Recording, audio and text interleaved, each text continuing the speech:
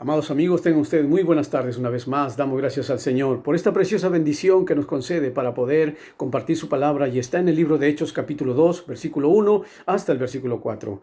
Cuando llegó el día de Pentecostés, estaban todos unánimes juntos, y de repente vino del cielo un estruendo como de un viento recio que soplaba, el cual llenó toda la casa donde estaban sentados. Y se les aparecieron lenguas repartidas como de fuego, asentándose sobre cada uno de ellos, y fueron todos llenos del Espíritu Santo, y comenzaron a hablar en otras lenguas según el Espíritu les daba que hablasen. Amado Dios y Señor nuestro, te damos gracias, Padre. Muchas gracias, Espíritu Santo de Dios, en el nombre de Jesús. Amado Cristo, mi Rey de Gloria, le suplico que sea usted enseñando, le suplico que sea usted, Señor, ministrando, Señor, ese poder que usted tiene para sanar, libertar. Oh Espíritu Santo de Dios, redarguya, enseñe, liberte. Te lo suplico en el nombre de Jesús. Padre, bendice a cada una de estas almas que están allí al frente escuchando, Señor amado, y seas tú bendiciéndole y poniendo paz, consuelo, Señor, en sus corazones frente a las situaciones que se puedan encontrar. Amén y amén. Bien, mis amados hermanos, amigos míos, la reflexión de esta tarde está en el libro que hemos leído, Hechos capítulo 2, desde el versículo 1 hasta el versículo 4. Y la reflexión de esta tarde es: retén la presencia del Espíritu Santo.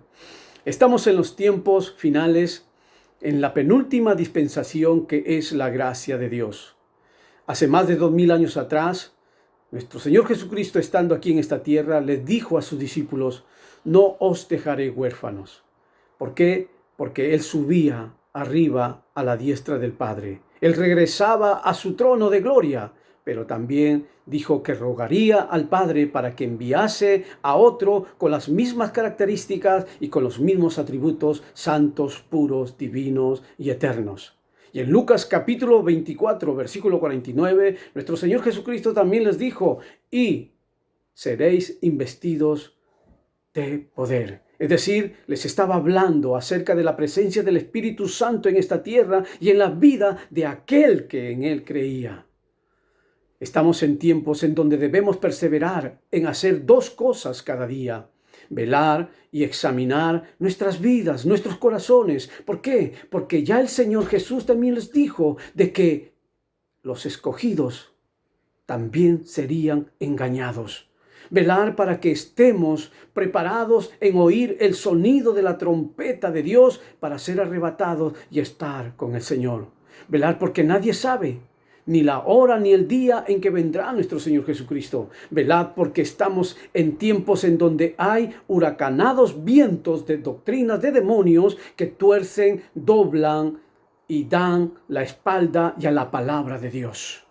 Por eso, amigo, decimos: hay que retener, hay que guardar, conservar la presencia del Espíritu Santo. ¿Para qué? Para retener la forma de la sana doctrina, la sana palabra de fe, amor, que es en Cristo Jesús. Decía anteriormente que nuestras vidas deberían ser examinadas, pero no por nosotros mismos, porque caeríamos en el hoyo de la soberbia espiritual. Sí, amado amigo, podríamos decir: mis caminos son rectos y mi corazón está en la verdad. Falso. Jeremías capítulo 17, versículo 9, ahí dice el Señor que engañoso es el corazón del hombre y perverso. Por eso en el Salmo 139, versículo 23, ahí el salmista decía: examina, oh Dios, y conoce mi corazón, y ve si hay en mi camino de perversidad, y guíame en el camino eterno. Examinarnos es y debe ser por la palabra de Dios. Por ejemplo, en Hebreos capítulo 12, versículo 14, dice: sin santidad nadie verá a Dios. Es una orden que si no estoy santo no veré a Dios. Las cosas por las que expresé velar y examinar solo es posible, amado hermano, amigo, con la presencia del Espíritu Santo de Dios. Con el Espíritu Santo de Dios se avanza, se vive, pero sin Él se retrocede y se muere. Por el Espíritu Santo nosotros velamos y pasamos los exámenes, las pruebas, las dificultades y toda circunstancia adversa que se nos pueda presentar. La palabra de Dios nos enseña que Dios enviaba al Espíritu Santo para guiar, administrar justicia a su pueblo. Pero también enviaba a Dios al Espíritu Santo para darles la victoria en todas las batallas frente a sus enemigos que tenía el pueblo de Israel, pero siempre y cuando deberían estar en obediencia. Hace mucho tiempo atrás, entre 2400 a 2500, allí Israel quiso hacer lo mismo.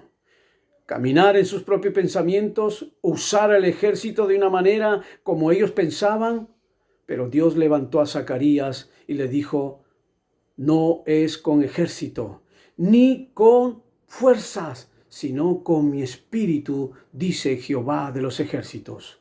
No es con la fuerza suya, ni es con los elementos que usted pueda usar de esta tierra para tratar de conquistar las almas que aún faltan para el reino de los cielos. Es con la presencia del Espíritu Santo de Dios.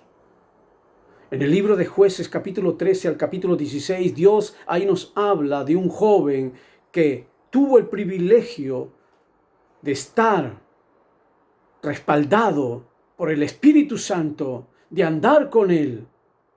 Pero vemos que no supo tratar de retener esa presencia del Espíritu Santo. Porque en Jueces capítulo 16, versículo 20 y 21, dice la palabra de Dios que el Espíritu Santo se apartó de Sansón por lo que había en su corazón. ¿Qué está viendo en su corazón? ¿Alguna codicia? ¿Algún adulterio? ¿Está blasfemando de Dios? En Isaías capítulo 57, versículo 17, ahí el Señor decía al pueblo, por la iniquidad de su codicia me enojé y le herí. Escondí mi rostro y me indigné.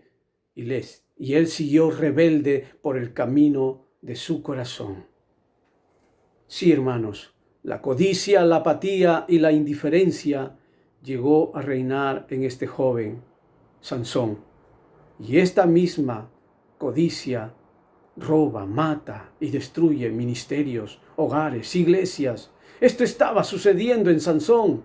En Jueces capítulo 16, versículo 1, él codició a las mujeres del enemigo filisteo. Y dentro de ellas había mujeres rameras. ¿Qué dice la palabra de Dios? En Hebreos capítulo 12, versículo 1, dice el Señor, despojémonos del pecado que nos asedia. Joven, despójate de ese pecado que te está asediando en la universidad, en el trabajo, o en esas citas no aceptables por Dios. En 1 Corintios capítulo 6, versículo 18, dice, huid de la fornicación, huye de esos pecados que pueden conducirte a perder la presencia del Espíritu Santo. En Gálatas capítulo 5, versículo 16 dice, andad en el Espíritu y no satisfagáis los deseos de la carne, porque los deseos de la carne son para muerte y los deseos en el Espíritu es para vivificar nuestras vidas.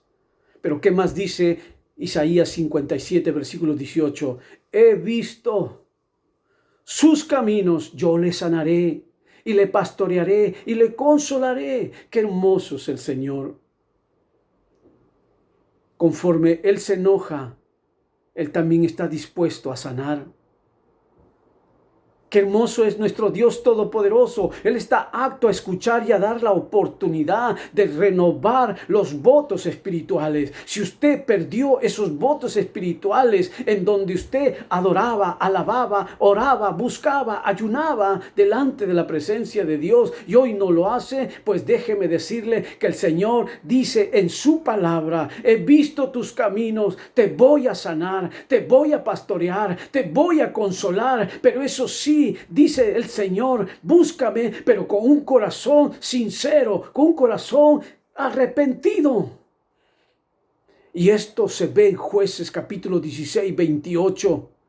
Dios en ese poco tiempo de vida enseñó a Sansón de que en el arrepentimiento sincero se restaura la vida espiritual, se restaura tu entorno y se puede retener la presencia del Espíritu Santo para que usted continúe, avance y finalice lo que Dios le ha alcanzado, lo que Dios le ha encargado, lo que Dios le está presentando. Bendito sea el nombre de Jesús, aleluya. Y en 2 de Samuel capítulo 11, ahí vemos la historia de David, que al ver a Betsabé, este hombre, este varón codició la hermosura de Betsabé, y que dice en Proverbios 6:25, dice, no codicies la hermosura en tu corazón. Y en 27 dice, mas el que comete adulterio es falto de entendimiento, corrompe su alma el que tal hace. Esto sucedió en David.